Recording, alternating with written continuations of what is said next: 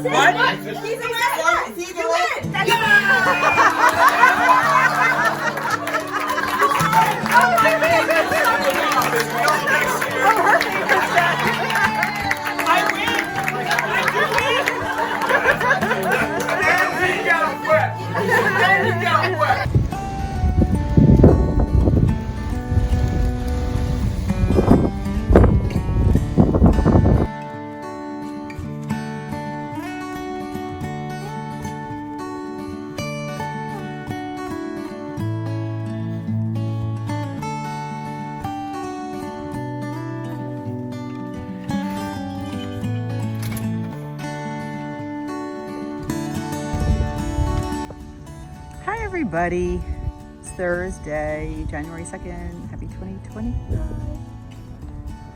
It is an office day for me and I'm home for lunch. I'm taking my crazy dog for a walk because he tried to escape. Well, he did escape twice this morning. He didn't want me to go to work. So we are home just for lunch and I'm taking him for a nice walk. So I'll take you along.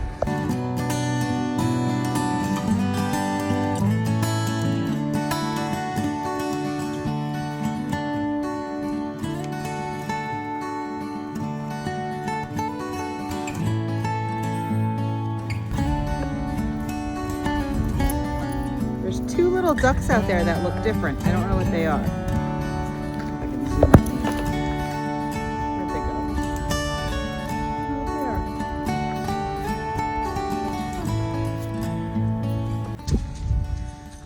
really cold. Put my hood up. I feel like, remember when you were little and you watched Sesame Street and they had that song like, put on your ookie ook when it's cold outside.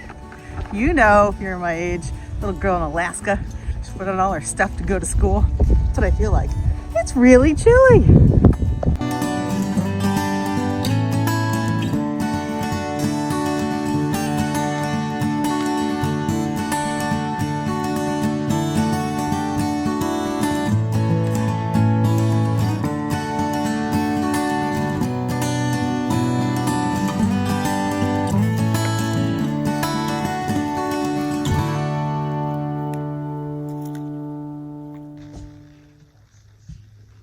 And crooked, the lighting's weird, we have shadows, blah, whatever. Okay, hi, it is Friday, January 3rd. It's my kid's birthday today. My oldest, he's 23 today. And I was 23 when we had him. So it's kind of crazy that he's the same age now that I was when I had him. I was now looking back like a baby. I'm so glad I had him when we had him. I wouldn't do it any other way. So I wanted to show you my ice house hat. I finished it last night and blocked it. I did this like a slouchier version. Let me see. Show you guys what it looks like. I've made these. Oh, of course I put. Don't you always put on where you cast on, like right in the front, always. I made one for my husband, my oldest, my dad. It's a nice hat. It's free, blue sky fibers. Simple rib. It's got a cool decrease. Has a nice decrease. I like it. Like four points that goes down. Can you see it kind of? Anyway, this is the yarn that my kids bought for me at Webb's. Well, I mean, I picked it out. They paid for it. Let's be honest. It's a Rowan yarn. It is alpaca and wool, a DK weight, in a pretty purpley plum color, as you can see. Now, I have video. I blocked it last night. I could not believe how much dye came out of the yarn. Like, so much. So thank goodness this was a one color project, but I just wanted to give a heads up in case you were to use it in color work and you had a light color, it would be a mess. Because even, I'll show you, I used this towel to wring it out. Can you see it? You can see it, right? That's where the hat was when I wrung it out. I mean, that's a lot of ink that came off. So, I don't know. I feel like that doesn't happen all the time. Okay, so that's that. That's what I wanted to show you. But I like it. I'm happy with it. All right. See ya.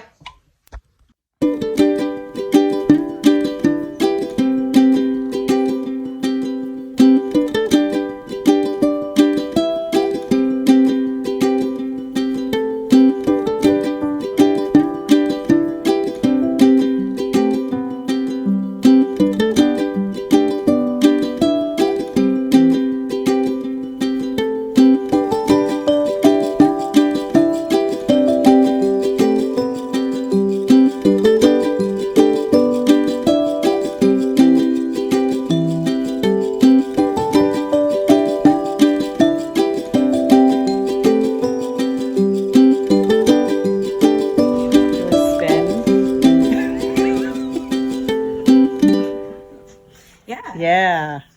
Do I make it short or long? No, I like long. Go long.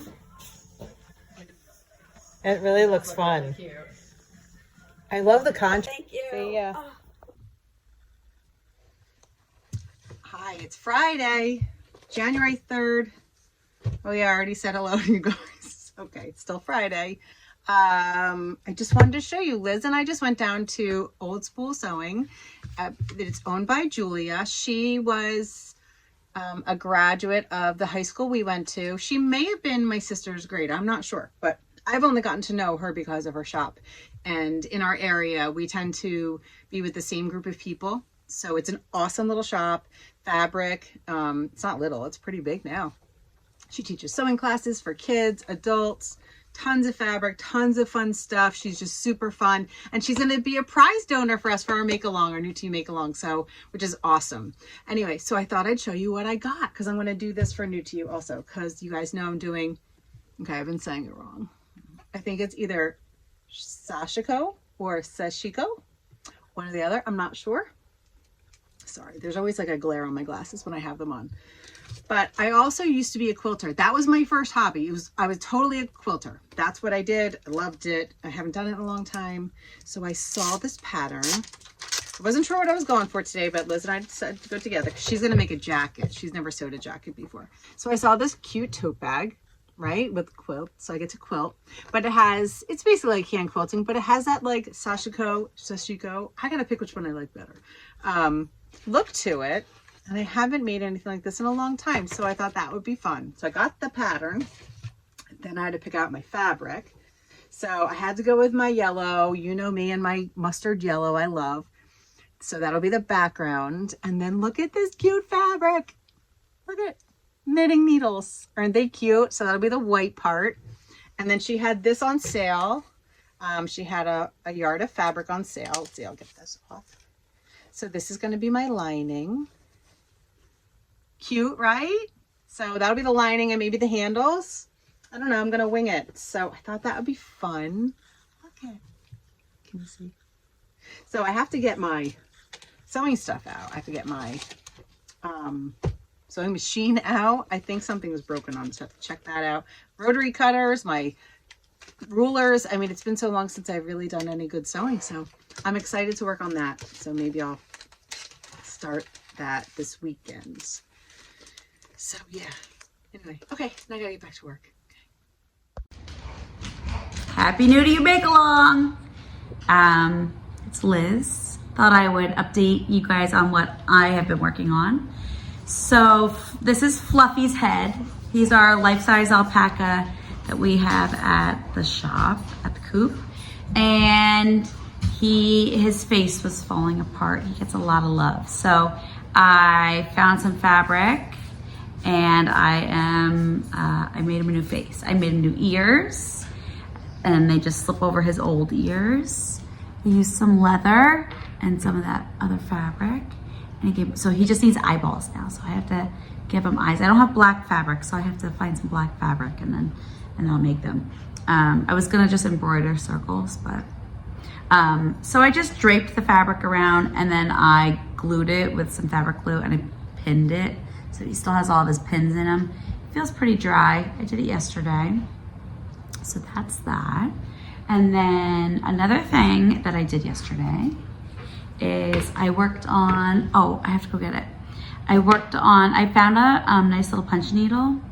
So technically that's the front when you punch needle, but I'm calling it punch needle embroidery. So I'm having the wrong side as the right side, which is actually the side you work on, which is kind of like reverse day, right? So I came up with this. So I cut out some cardstock and then I used like a disappearing ink pen and I just used fabric from my stash and a hoop. And I came up with this little pattern and I used some sock yarn and some DMC and some cotton I had in my stash. I think it turned out really cute. So I'm gonna try to do this as a class. I'm gonna come up with a few different versions of it using like simple shapes like this. And you can see I did like, you know, a couple different colors in some of them. I think it was fun to do. I liked it. So I did that yesterday too. And then another thing, I haven't done it yet. But last year I asked Nick for a cyanotype kit, which he got me. But if you know about cyanotype kits, you have to prep it when it's dark and then you do your printing when it's sunny and bright out. And I'm not so good at like prepping and then doing. I'm just good at doing all at once. So I kind of failed with the cyanotype stuff, but I had pressed a bunch of flowers and stuff, so I have that. So this year for Christmas, Nick got me this. It's prepped paper. So it's 45 sheets of cyanotype. That's all it says. There are no directions, but because I have done a little bit of cyanotype printing, I know what is involved. So I'm gonna be working on this for New to You. And then because he's wonderful, I'm gonna have him make me some frames for those. And then my next thing, because last year I started sewing. I've sewed a whole bunch of bags. I sewed myself some sundresses, real simple stuff. like beach cover-ups. And then I talked to Julia at Old School Sewing. She is one of our prize donors this year for 2025. Very excited. So she is a local shop to us in Brielle, New Jersey. And she has an amazing selection of fabrics. I did not go with the intention of buying fabrics, but I had to buy it. I had to buy it. I had to. It's my color. It's my eyeball green. But this is the reason I went. I'm gonna make the Ilford jacket by Friday Pattern Company, and this is the shorter version, and then this is the longer version. And Julia was actually wearing the longer version while I was there. She had it in like a real fun yellow and white houndstooth fabric, and I tried on the longer one, and I really liked it. But I've had the short one in my head, and I bought denim, like an ecru denim, like a white denim, to dye to then make this. I feel like if I do that for the longer one, it might be way too much. So maybe I'll make the short one in the dyed, and then I'll do a long one in like something a little more simple. But it's really cool. I've been researching it for a while. There's pockets, like all sorts of pockets you could do, and you can put them anywhere, like you can place them anywhere. This one just has 2 big pockets. Yeah, so I've never done this. I've never done buttonholes or anything like that. I'm a beginner, and it's my favorite saying. It's for confident beginners, which that is me. I am a confident beginner. Why can't I do it? I might screw up. It's fine. No big deal. So that's my plan for the make-along. And Sunny's getting crazy because she thinks I'm talking to people, and she's gonna start barking any minute. I can see it on her face. So I'm gonna go, also this fabric, it's a canvas. I think I'm gonna wax it and make myself like a big waxed canvas bag with this. Right, good idea? I think so. Come on. Okay, all right. Happy make along. Don't forget to post on Instagram. Use hashtag NewToYouMAL 2025. What else? Oh, and post what's new. Because when we do our announcing, we like to say like, oh, she made her first hat, or oh, her first colorwork sweater, or whatever. You get the idea, right? Okay, so yay, let's get making. I'm so excited. Just got groceries, so I cleaned out the fridge and pantry and old bread. So, hi chickens! Chickens are gonna get it. What do you think, girls?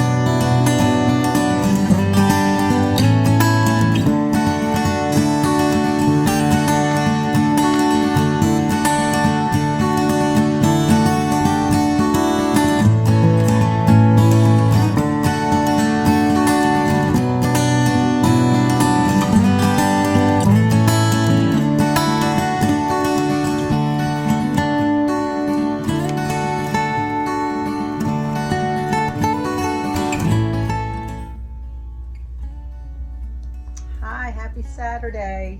I just taught knitting lessons for the past few hours out in the farm store. It is so cold here and windy, but my dad had the fire cranking. He starts that early. Thank you, Dad. And that was good. So I just came in, and after doing the sashiko a little bit, I kind of had the itch to hand quilt again. So I decided to get my quilt out that I've been working on. I say working on, started 2 years ago. This is the Meadowland quilt by Then Came June. Let's see if I show you a little bit. I pieced it together Yeah, 2 years ago, and I've been slowly quilting, but it kind of sits in a basket, to be honest with you. I am much more of a knitter these days. Quilting was my first thing I did. This is definitely my first love, my first hobby. And I took lessons when I was first married to learn how to do it. So anyway, it was just funny because my husband was out and he just came in and he was like, did we just like go back in time to 2000? Because that's when the dog and cat, I swear, honest to goodness, they sleep. As soon as I start talking and recording, they start running around and playing. So anyway, I'm gonna spend a little time working on my quilt.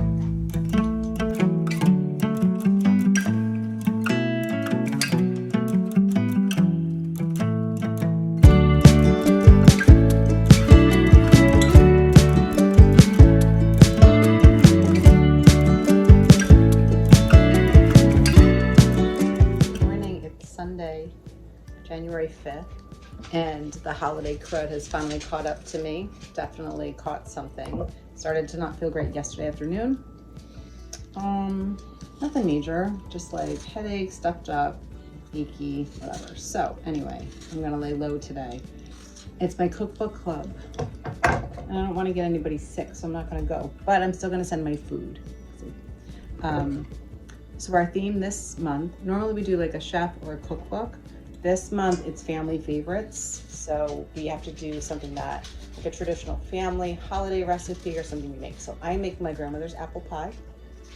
And I also made a loaf of my sourdough, which I'll show you video. I proofed it overnight for the first time and I think it worked out pretty good. I like how it baked. So would you like to say hello? There's Chase. After you film. Sure. So, anyway, that's what I'm doing, laying low. What are you making? I'm making an apple pie to send to cookbook club. Tough. I know, right? Well, that's why I'm making another loaf of bread for us, because once I made it, I wanted our own, so I'm making a loaf for us. Okay, so that's what I'm doing.